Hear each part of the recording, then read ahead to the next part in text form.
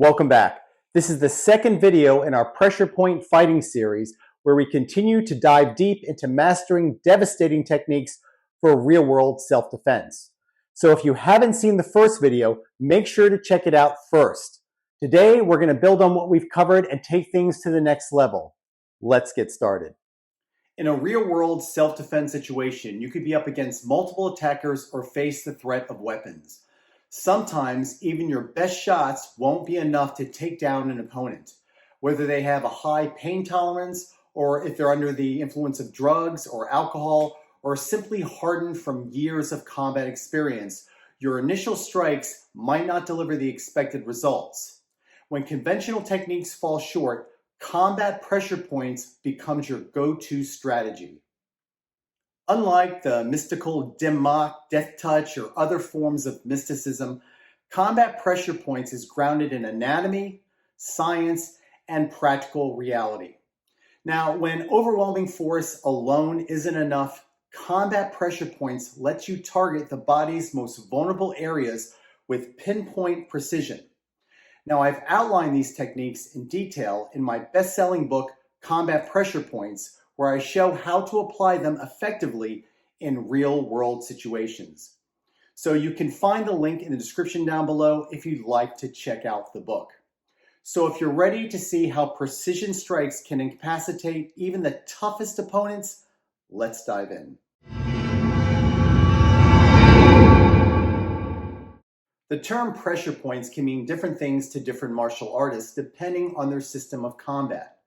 Now, pressure point fighting can range from being highly functional and pragmatic to downright ridiculous.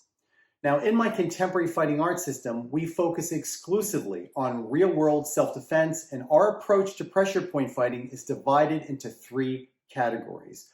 We have pain compliance pressure points, blood flow pressure points, and impact pressure points. So in this video, we're going to focus specifically on impact pressure points.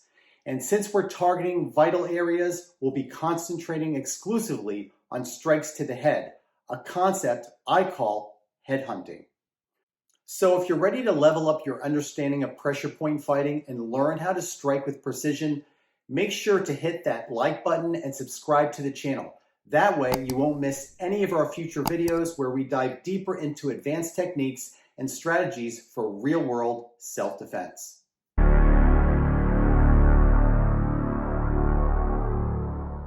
The temple or sphenoid bone is a thin, weak bone located on both sides of the skull approximately 1 inch from the assailant's eye. Because of its inherently weak structure and close proximity to the brain, a very powerful strike to this pressure point target can be deadly.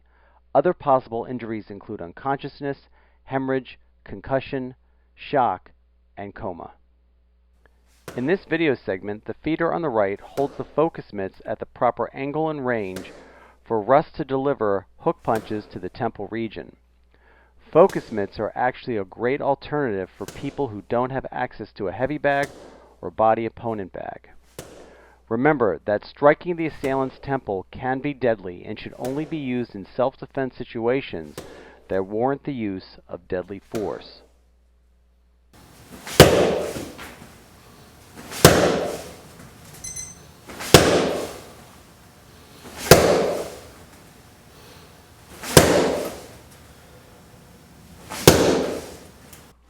You can also develop accurate temple strikes with the body opponent bag. Here, Russ works the rear hook punch.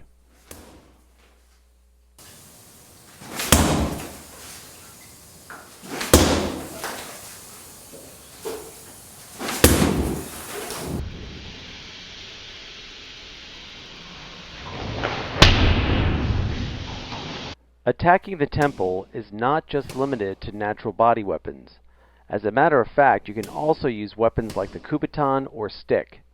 In this video footage, Russ works his angle 1 and 2 on the body opponent bag.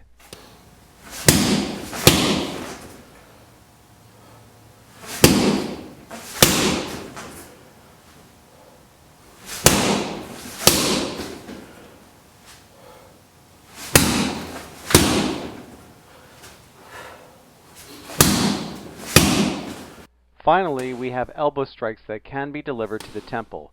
Here, Russ works the rear horizontal elbow on the focus mitts. I'd also like to take a minute and remind the viewers that striking the temple can be deadly and should only be used in self-defense situations that warrant the use of deadly force.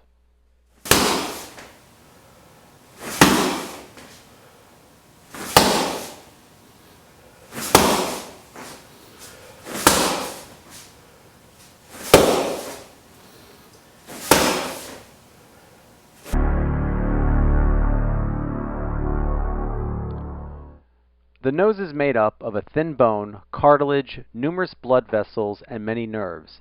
It is a particularly good pressure point target because it stands out from the assailant's face and can be struck from 3 different directions: up, straight, and down. A moderate blow can cause stunning pain, eye-watering, temporary blindness, and hemorrhaging. A powerful strike can result in shock and unconsciousness. The short arc hammer fist is a fantastic close-quarter strike that can shatter the assailant's nose. This legendary first strike technique is extremely deceptive and virtually impossible to stop. Here, Tim works the short arc hammer fist on the body opponent bag. Notice how he will shrug his shoulders, gesticulate, and pretend he is talking to the bag. This type of realistic role-playing is what makes the first strike principle an art form.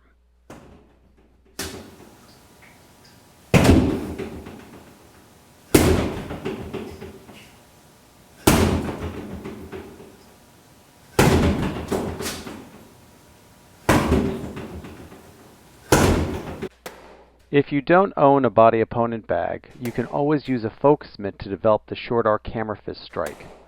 To simulate the proper height and angle of the nose, Rich will hold the focus mitt at a 45-degree angle.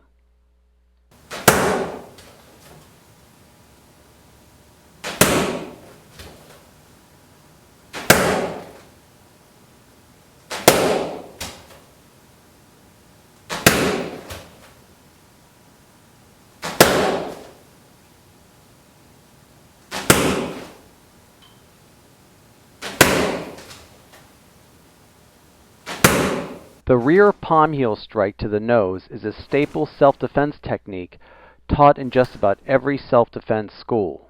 What most martial artists don't realize is that this technique can be deployed non-telegraphically from a strategic de-escalation stance. Here, Russ works the technique on the body opponent bag.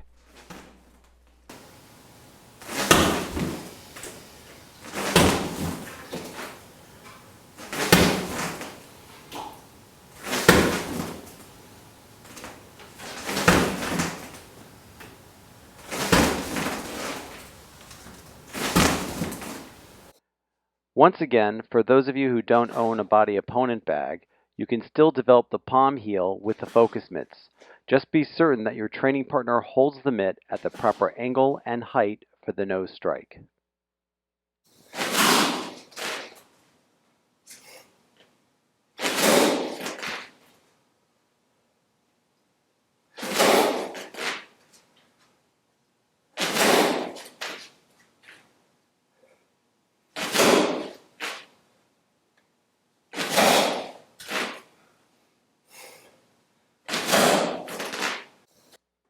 Escaping from a side headlock requires a series of moves.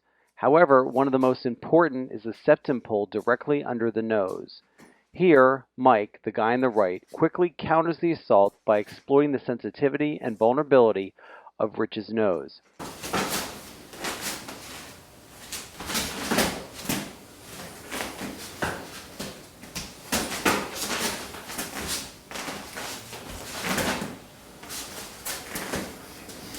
Real slow now. Real slow to the camera.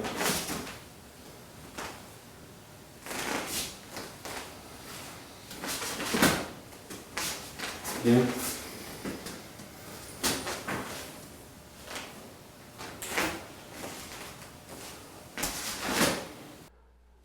Sometimes in the course of a fight, your adversary will double over and expose his face, specifically his nose, to an uppercut punch. In this footage, Rich executes a rear uppercut to the focus mitt. Keep in mind that the focus mitt is held at an angle and height that represents a nose target, as opposed to a chin target.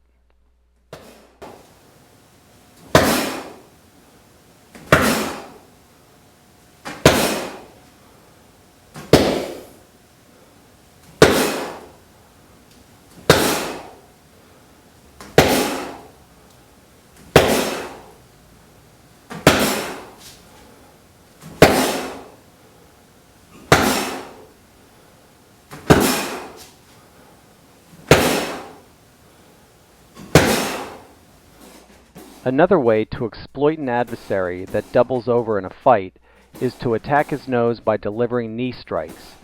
Here, Rich is pushed through an endurance knee strike drill.